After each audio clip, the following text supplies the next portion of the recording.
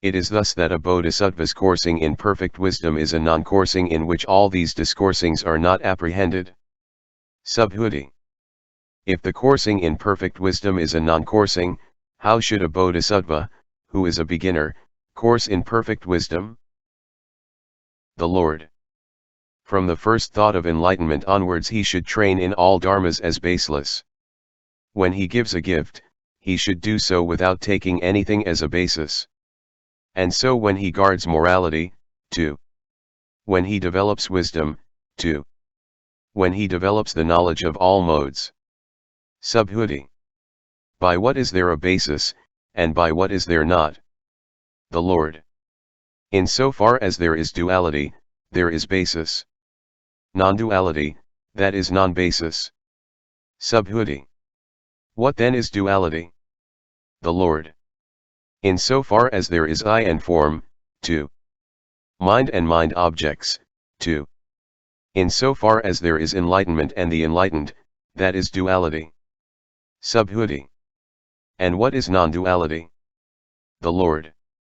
In so far as there is no I and form, 2. No mind and mind objects, 2. No enlightenment and no enlightened, that is non-duality. The discrimination of attachment. Subhuti. Is then the apprehended non-basis, or the non-apprehended? The Lord. Neither. But on the contrary it is the sameness of basis and non-basis which is the non-basis. It is thus that a bodhisattva should train in the sameness of basis and non-basis. Thus coursing, he becomes one who observes no basis in perfect wisdom. Subhuti. When a bodhisattva who courses in perfect wisdom does not get attached to either basis or non-basis, how can he, coursing in perfect wisdom, fulfill one stage after another and reach the knowledge of all modes? The Lord. A bodhisattva coursing in perfect wisdom, who stands on a basis does not fulfill the stages one after another, because he cannot possibly do so. And why? The perfection of wisdom has no basis, enlightenment has no basis, and he also cannot be apprehended who courses in perfect wisdom. It is thus that a bodhisattva should course in perfect wisdom. The discernment of dharmas. Subhuti. If no perfect wisdom can be apprehended, no enlightenment, and also no one who courses towards it, how can a bodhisattva, who courses in perfect wisdom, effect a discernment of all dharmas, determining this as form, that as feeling, 2. That as enlightenment? The Lord. A bodhisattva, a great being who courses in perfect wisdom, does not effect his discernment of dharmas in such a way that he apprehends form, 2. Enlightenment. The discernment of entities. Subhuti. If the bodhisattva, the great being who courses in perfect wisdom, does not apprehend form, 2. Enlightenment, how, then, can he, after fulfilling the 6 perfections, enter on a bodhisattva's special way of salvation? And how hereafter purify the Buddha field, mature beings, reach the knowledge of all modes, turn the wheel of Dharma, do the work of a Buddha and liberate beings from samsara? The Lord.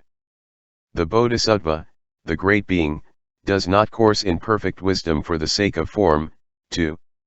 Enlightenment. Subhuti. For the sake of what, then, does he course in perfect wisdom? The Lord. For the sake of nothing whatever. And why? Because all dharmas are not made, not brought about, and that applies also to the perfection of wisdom, to enlightenment, and to the bodhisattva. It is thus that the bodhisattva should course in perfect wisdom, by way of its being unmade and not brought about. The discrimination of the triad of vehicles. Subhuti. If all dharmas are not made and not brought about, how can there be a distinctive definition of these 3 vehicles, i.e. of the disciple vehicle, the pratyekabuddha-vehicle, the great vehicle? The Lord. No distinctive definition can be apprehended of dharmas which are not made and not brought about, but only of dharmas which are brought about and arrange into concrete things and events. And why? Because foolish, untutored common persons, having settled down in the 5 skandhas, in form to consciousness, 2. In the knowledge of all modes, put their minds to form, up to enlightenment, apprehend form, up to enlightenment. And it occurs to them, I shall know full enlightenment, I shall liberate beings from samsara. In this way they imagine what does not exist. And why? Because, although the Buddhas with their 5 eyes have not apprehended this form, to enlightenment, these deluded persons, blind, without eyes, who give the light to the Buddhas, want to liberate beings from samsara. Subhuti.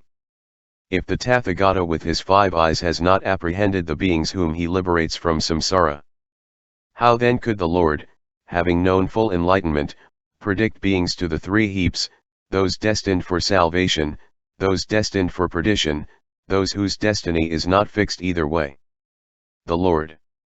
Not have I after knowing full enlightenment apprehended any being as destined for salvation, destined for perdition, or as one whose destiny is not fixed either way. All I do is to restrain from seizing on what is unreal those beings who perceive actual reality as that which is not actually real, but by way of convention and not in ultimate reality. Subhuti. Has, then, the Lord known full enlightenment after having stood in ultimate reality? The Lord. Not so. Subhuti. Or having stood in perverted views? The Lord. Not so. Subhuti. If he has not known full enlightenment having stood in either ultimate reality or in perverted views, then surely the Tathagata has not at all known the supreme enlightenment. The Lord. The Tathagata has known the supreme enlightenment, but he has not stood anywhere, in the conditioned or unconditioned element. Just as a Tathagata's magical creation does not stand anywhere in the conditioned or unconditioned element. And yet it goes and comes, stands up and sits down, and courses in the 6 perfections and the other practices up to the 18 special dharmas of a Buddha. If in the course of his turning of the wheel of dharma that magical creation were to conjure up countless beings and predict them to the 3 heaps, what do you think, Subhuti, would that magical creation have in fact predicted any being at all? Subhuti. No indeed, O Lord. The Lord.